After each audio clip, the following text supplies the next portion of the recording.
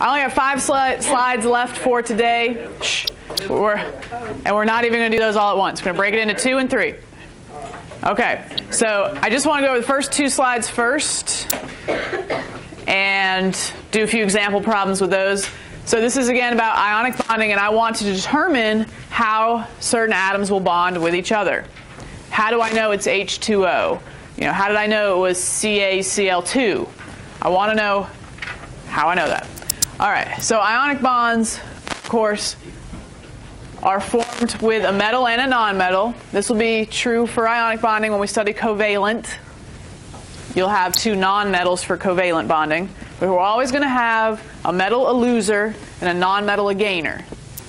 So you always have to have that kind of match.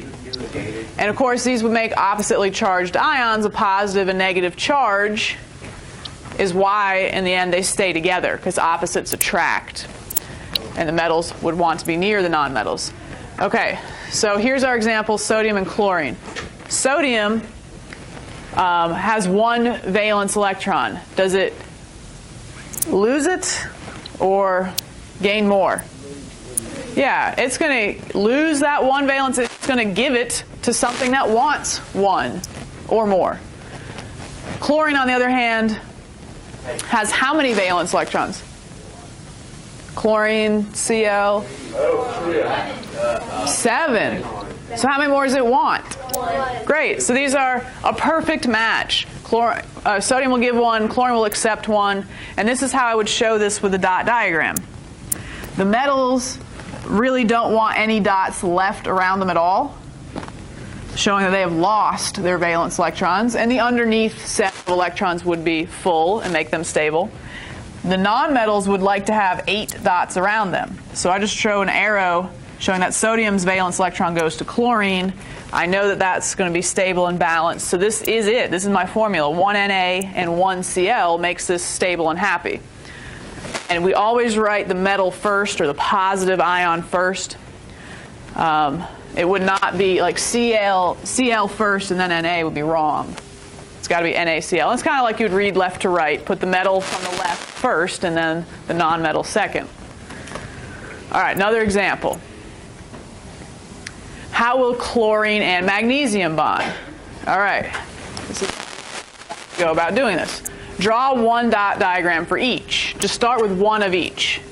And of course, you're imagining, this is a real sample of magnesium and chlorine that you're mixing. It's not like you just have 1 atom available. You have, many, many, many, many atoms available. 6.022 times 10 to the 23 if you had a mole of each. But anyway, okay, chlorine. Let's go with a pen. Okay, so chlorine and magnesium. I'm just going to start with that. And you guys just practice drawing the dots. We should be good at this. Noah, how many valence electrons does chlorine have?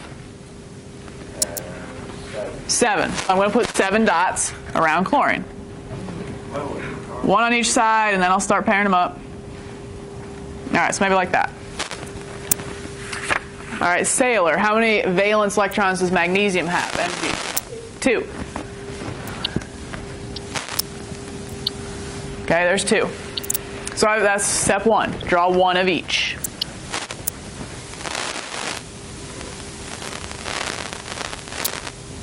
Okay, now I may need to draw more. And now I'm going to show how the valence electrons get transferred. And what do you think is going to happen?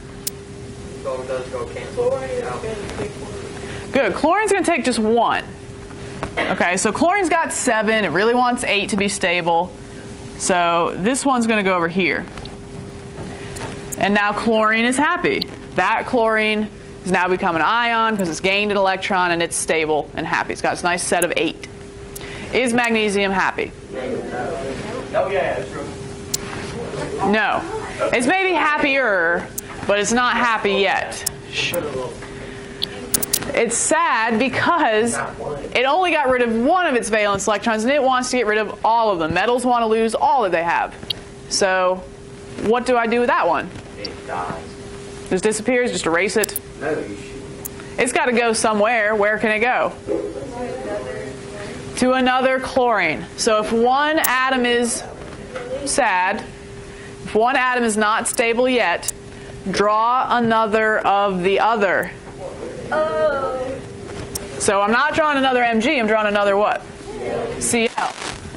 Now as an atom, chlorine again would come in with how many of its own valence electrons?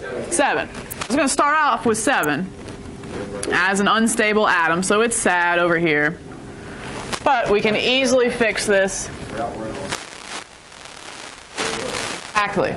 Well, you can't make everybody happy. You can. They are. Now, some of your drawings will get a little bit bigger than others. Some of them will be very simple. But you keep drawing until everything is stable and happy. Okay. And how do you know if something's stable and happy? You know the nonmetals are stable and happy when they get how many? 8. And the metals are happy when they Have 0. lose all that they have. Okay. Again, assuming they had 8 underneath or a stable set underneath. So draw more diagrams as needed. Now I'm going to write my formula. This is how magnesium and chlorine would bond. What is the metal? Or magnesium. Okay, so that's got to come first in my formula. Mg. How many Mg's do I have up here? 1. Do I need to write the number 1? No. All right, then I write Cl.